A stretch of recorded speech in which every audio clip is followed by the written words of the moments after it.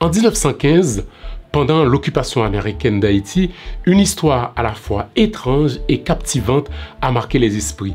Un sergent de l'armée américaine du nom de Faustin Wirkus est devenu roi de la Gonâve, une île située en Haïti. Cela semble être une fable ou une exagération, mais c'est une réalité confirmée, documentée et immortalisée par le sergent Wirkus lui-même dans un livre devenu célèbre intitulé Le roi blanc de la Gonâve. Comment un militaire américain s'est-il retrouvé à être proclamé roi sur un territoire haïtien et à être vénéré comme tel? Pour comprendre cette aventure unique et à peine croyable, il faut remonter le fil des événements et plonger dans les mystères de la Gonâve, cette île isolée et imprégnée de traditions ancestrales.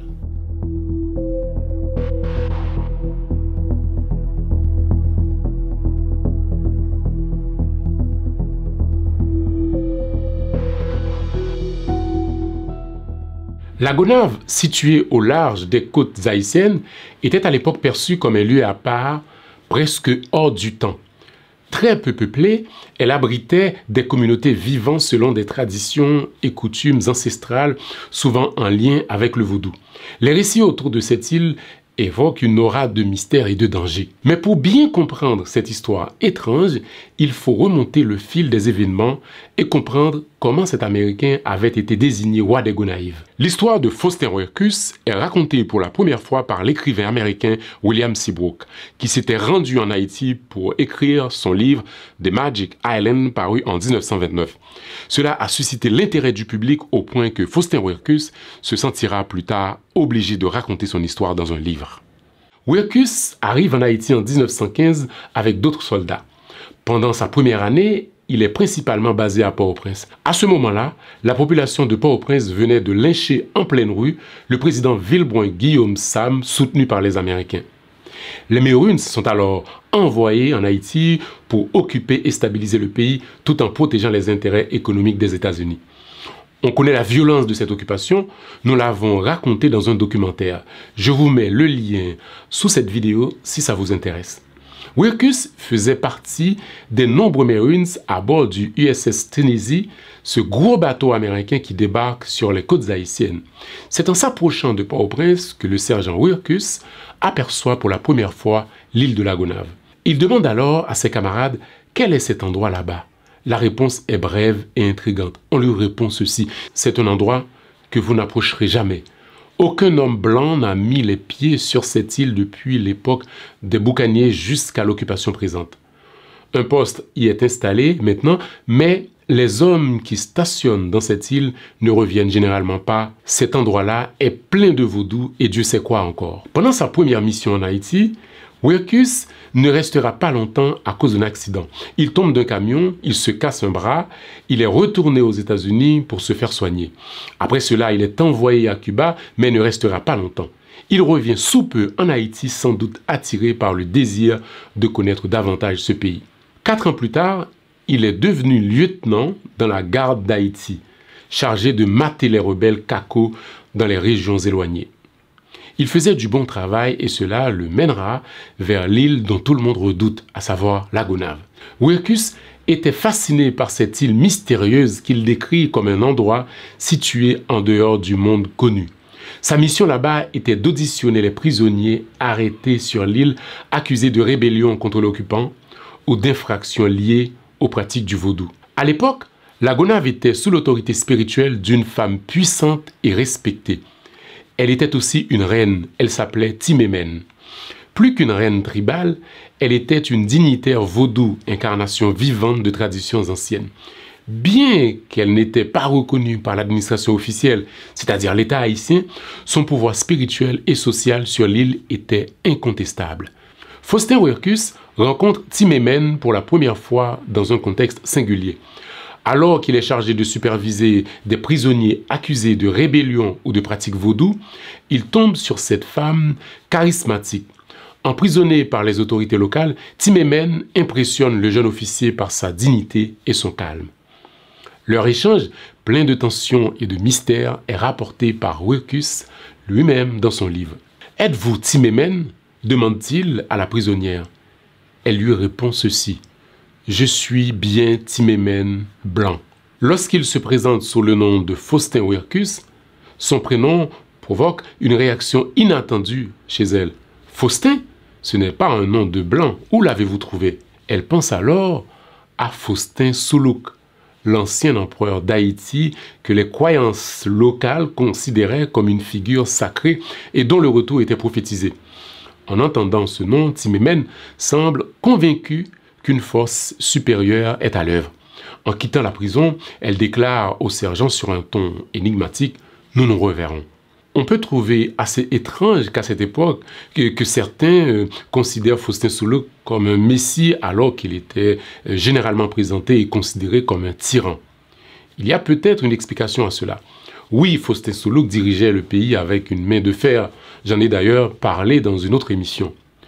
Mais certains vaudouisants avaient une plus haute opinion de Soulouque.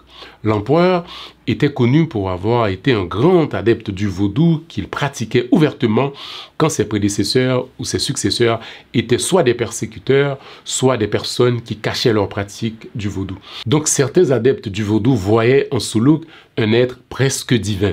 C'est ainsi que sur l'île de la Gonâve, les vaudouisants annonçaient régulièrement le retour de l'empereur dans l'île après sa mort à l'image du retour du Christ. Ce retour attendu de Soulouque a été l'arrivée de Ouercus. Quelques mois plus tard, Ouercus est affecté à la Gonâve. À son arrivée, il retrouve Timémène, cette fois-ci dans son rôle de reine. Elle l'accueille avec une confiance presque prophétique, comme si elle savait que son destin et celui de l'île étaient liés.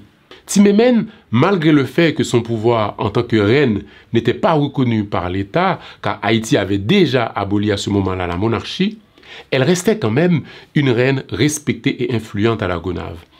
Je voudrais m'attarder un petit peu sur cette tradition matriarcale que relève Ouercus dans son livre, c'est-à-dire le fait que sur l'île de la Gonâve, c'est la femme qui occupait les postes de pouvoir. Donc, je rappelle que le matriarcat est un système d'organisation sociale où c'est précisément la femme qui exerce le pouvoir. Ce système-là existait donc à la Gonâve au sein de cette communauté traditionnelle et vaudouisante. Ça, c'est très important. La tradition matriarcale de la Gonâve montre le rôle central des femmes dans la gestion de la communauté et aussi la gestion spirituelle. Cette tradition trouve sûrement ses racines dans les cultures africaines apportées par les esclaves et aussi aux particularités de cette île qui était retirée et qui n'avait pas trop subi l'influence de la capitale à l'époque, c'est-à-dire Port-au-Prince. Aujourd'hui, la Gonâve est en ce sens, il me semble, exactement la même chose que Port-au-Prince. Bon, vous me direz s'il y a encore des traces de cette tradition sur l'île de la Gonâve. Donc, revenons à notre histoire. Après son affectation à la Gonâve, Ouercus reçoit une invitation de Timémène à se présenter devant sa cour. Ce qu'il croit être une simple fête tourne rapidement à une cérémonie d'intronisation, de couronnement. Les habitants, vêtus de leurs plus beaux vêtements, chantent et dansent. Ouercus est installé alors sur un fauteuil couronné symboliquement et acclamé comme roi. Selon les croyances locales à l'époque, il est considéré comme l'incarnation de l'empereur Faustin Soulouque, on l'a dit. Faustin Soulouque qui est revenu protéger et gouverner l'île. Voici comment Ouercus raconte cet épisode dans son livre. « Ils ont fait de moi une sorte de roi lors d'une cérémonie que je pensais être une simple fête. Le hasard m'a souri. Les habitants de la Gonâve le traitent donc comme un véritable souverain. » Ouercus décrit cette expérience comme déroutante mais aussi fascinante. Il raconte qu'il a été surpris par la signification de l'événement, mais qu'il a progressivement compris l'importance des croyances locales et s'est efforcé de répondre aux attentes des habitants de la Gonâve. Faustin Ouercus comprend donc qu'il est vraiment devenu le roi de la Gonâve. Officier exemplaire, il perçoit les impôts, rend la justice et envoie des rapports détaillés à ses supérieurs qui étaient plutôt satisfaits de sa gestion. Malgré la singularité de la situation, Ouercus prend son rôle au sérieux. Pendant 3 ans, il gouverne la Gonâve avec l'aide de Timémène. Il parvient même à collecter 10 000 $ d'impôts en une seule année. Une somme bien supérieure à ce que le gouvernement haïtien avait récolté en 20 ans. Selon son témoignage, les habitants voient en lui un roi progressiste et bienveillant. Lorsqu'il traverse les montagnes pour inspecter les villages, il est accueilli avec respect et vénération. Sur cette photo, on voit le roi blanc Faustin Ouerkus devenu Faustin II en compagnie de la reine Timémène qui brandit son spectre. Après quelque temps, l'histoire de Faustin Ouerkus qui régnait sur la Gonâve commence à attirer l'attention du public et des autorités. Bien vite, le bruit court qu'un sergent des Marines régnait à la Gonâve en monarque absolu. L'affaire prend rapidement une allure de mystère qui contribue à attirer la curiosité. Faustin Ouerkus, le roi blanc de la Gonâve, est devenu si populaire que même le président haïtien de l'époque, Louis Borneau, n'a pas pris la chose à la légère. Il visite l'île en 1928 et n'a pas du tout apprécié l'idée qu'un soldat étranger puisse prendre le titre de roi dans un pays en plus sous occupation. Le président Borneau déclare alors « Haïti est une république, j'en suis le président. Il est impensable qu'il y ait un royaume ou un roi au sein d'une république. » En 1929, Faustin Ouerkus quitte la Gonâve et rentre chez lui aux États-Unis. Quelque temps après, il quitte aussi l'armée américaine. Mais son expérience sur l'île l'a profondément marqué. Avant sa mort, il immortalise cette aventure dans le livre « Le roi blanc de la Gonâve ». Le récit fascinant que je viens de vous raconter qui a attiré l'attention et la curiosité du monde entier. D'après un journaliste polonais qui s'était intéressé à cette histoire et qui lui a consacré un article, en tant que roi de la Gonâve, le sergent Faustin Ouerkus aurait construit des hôpitaux et même un petit aéroport sur l'île. Le roi blanc aurait également introduit des méthodes agricoles plus efficaces. La Gonâve aurait été l'une des régions les mieux gérées du pays. Bien que les historiens débattent encore aujourd'hui des détails plus ou moins vrais ou instrumentalisés par le soldat, l'histoire de Faustin Ouerkus reste quelque chose d'assez étrange et unique dans l'histoire haïtienne. Finalement, derrière le caractère singulier et fascinant de cette histoire, il est important de reconnaître que Faustin Ouerkus n'était avant tout qu'un soldat au service des États-Unis. Son rôle de roi de la Gonâve, bien qu'inhabituel, s'inscrivait dans les objectifs de l'occupation américaine en Haïti. Maintenir l'ordre, protéger les intérêts américains et mater la rébellion. Sa gouvernance sur l'île de la Gonâve, qui semblait exceptionnelle par sa dimension symbolique, n'était qu'un moyen efficace et pragmatique de remplir sa mission d'occupant. Le statut de roi attribué par la population locale a servi d'outil stratégique. Ouerkus n'a pas eu à déployer la force ou à s'imposer brutalement. La vénération des habitants de la Gonâve, combinée à leur croyance qu'il était une réincarnation de Faustin Ier, a permis une obéissance presque naturelle.